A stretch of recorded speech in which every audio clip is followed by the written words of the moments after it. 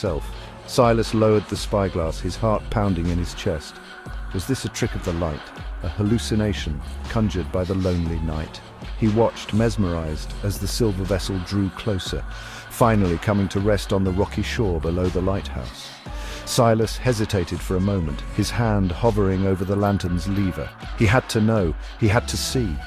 With a grunt, he pulled the lever, plunging the room into darkness. He grabbed his oilskin and hat, rushing out into the storm. The wind tore at him as he made his way down the treacherous path to the beach. Salt spray stung his eyes, but he pushed on, drawn by an invisible thread to the silver ship. He had to see what secrets it held, what wonders it bore. The storm, it seemed, had brought him more than just another long night. It had brought him a mystery. The silver boat rested on the sand, untouched by the waves that crashed around it. It hummed with an internal light, illuminating the beach in a soft silver glow. Cautiously, Silas approached. The boat's surface was smooth, unbroken by seams or rivets. It looked sculpted from moonlight, a single perfect piece. He peered inside. A woman lay within. She was unearthly beautiful, her skin like alabaster, her hair the silver of moonlight on water. She wore a garment of shimmering scales, more sea foam than fabric. She was unconscious, her chest rising and falling in shallow breaths. Silas was frozen. Was she alive? Was she real? He reached out, his calloused hand hovering over her pale cheek.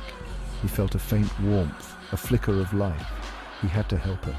Gently, he lifted her from the boat, his old muscles protesting. He cradled her close, her silver hair brushing against his rough beard. He turned, the storm at his back, and carried her towards the warm light of the lighthouse.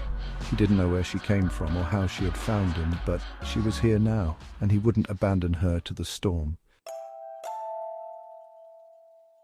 He settled her on his bed, the only soft spot in the rough-hewn lighthouse. He wrapped her in his warmest blanket, the wool smelling of salt and thyme. He built a fire, the flames casting flickering shadows on the walls. He watched her as she slept, her breath shallow, her brow furrowed.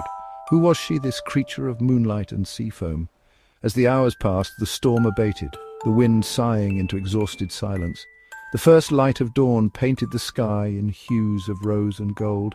With it, the woman stirred. Her eyes, the color of a stormy sea, opened slowly. She looked around, confused, her gaze finally settling on Silas. Where am I?"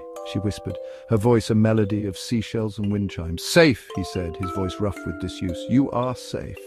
He brought her water, which she sipped slowly. She told him her name, Lyra.